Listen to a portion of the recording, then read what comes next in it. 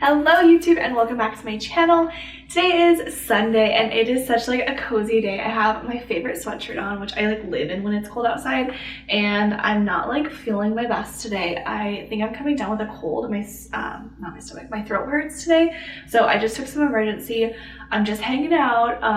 So yeah, it's just like a cozy day. This is also the first video I've filmed on my new camera for like a sit-down video anyway.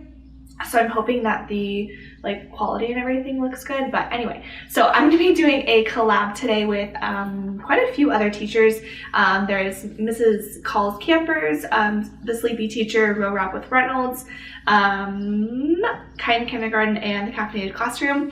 And we are going to be talking about just kind of what would you do situations as a teacher. So we have 4 different scenarios that we're going to be talking about and kind of like how we would handle those situations, I guess. So if you're interested to see my video, then just keep watching.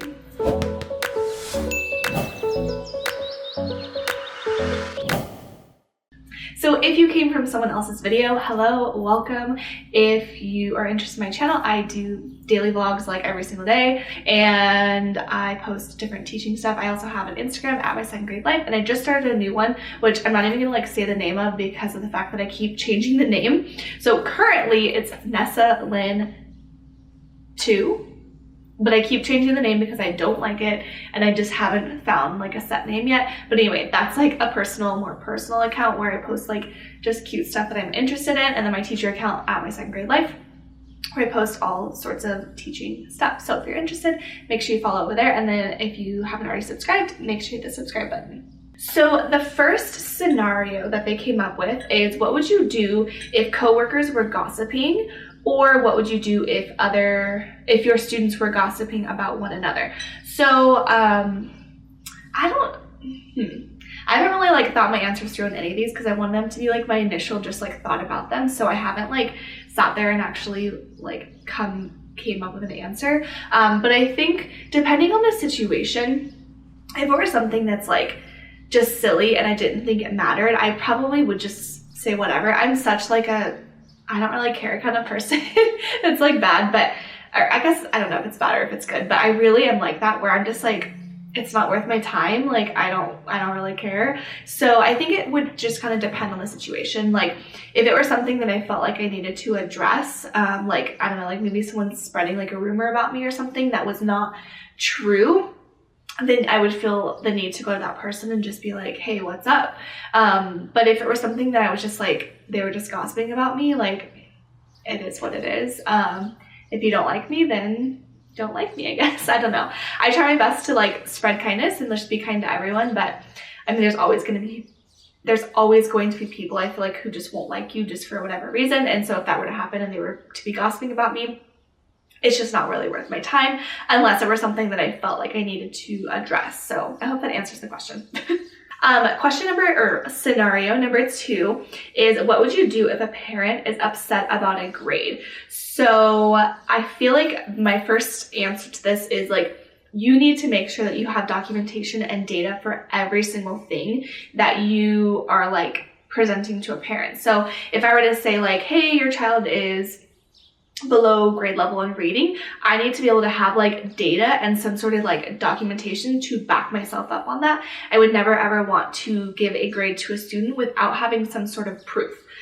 Just like with our students, we teach them to like find their evidence, and it means like the same thing. Like I need to have evidence that that child is struggling, or if a parent just came to me and said like, hey, you know, this grade isn't theirs. If I have something to back myself up, then I have no reason to feel like I gave them the wrong grade. Especially if I can show them like where their child's supposed to be. So I'm thinking of like reading tests. I've had parents in the past who've been like, but my child knows how to read. And I'm like, yes, they do, but they're still far below grade level because this is what grade level looks like. And this is what your child's able to read and what they're able to recall. And I think a lot of times it is like a wake up call for parents, and they're able to see like, oh, okay, they're really not where they're supposed to be. Because I mean, school's changed a lot. Like it is not the same as when we were in school. The expectations are a whole lot higher. And so I think parents just sometimes forget that, and they think like, okay, they're, my child does know how to read, or they do it at home or whatever.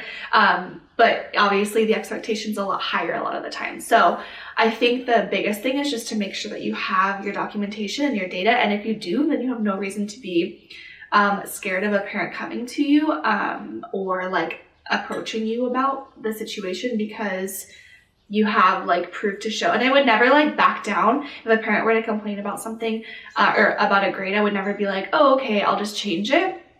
Because if I felt that was their grade, as long as it wasn't just like a mistake or something, then that was the grade I probably felt like they did.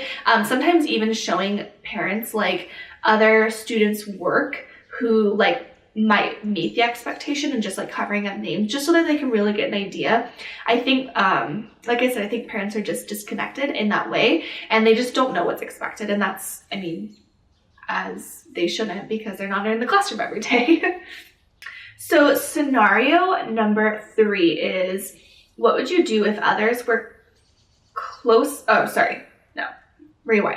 would you do if others were closed-minded about your ideas and did their best to discourage you? So I'm so thankful that I've never had to deal with a situation like this. I have plenty of friends who are teachers who, work at other places, not like at my school, but I have plenty of friends who, tell me how it's just so hard with their team, and how their ideas like aren't welcomed. And then their ideas are a lot of times are put down, which kills my heart that teachers are like putting other teachers down. I don't know. I think if I had a colleague like that, which luckily, like I said, I've never had one, but if I did, I think I would just continue to just do my thing. Like, everything that you're doing should be what's best for your students. And if you think that what you're doing is best for your students, then like, who cares about everyone else? It kind of goes back to that like, oh well kind of thing. My attitude of like, I don't care what you think. But I really think that if you're truly doing what you think is best for your kids, and they don't think that that's what's best for kids, like, let them do their thing. Always be willing to share your ideas, and if they don't take them, then they don't take them, but you at least offered, and they do what they want with it. So I think that would be my thing, especially if you can say like why you're doing it and why you think it's best for your class. They may like hop on board more, especially like I feel like with older teachers, they a lot of times don't. I feel like school has changed a lot in like recent years, and things, especially like I just keep thinking like Ron Clark, like the whole like engagement level of school, I feel like has changed a lot, and how you can engage your students. And I feel like sometimes older teachers just are disconnected from that. And so they think like, why would you do that? That's so silly. But I feel like a lot of times if you kind of like share your ideas and share, even like do it and then share your success with them, they may be more willing to hop on board with you. Yeah, I don't know. I guess that's what I would do. And scenario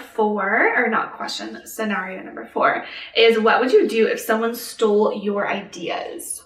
I don't feel like anyone can steal your ideas at this point, because I'm a very, very strong believer in the fact that nothing is your idea. Like, it has always been stemmed like from somewhere else, or it has been done before and you're just like doing it in your own way.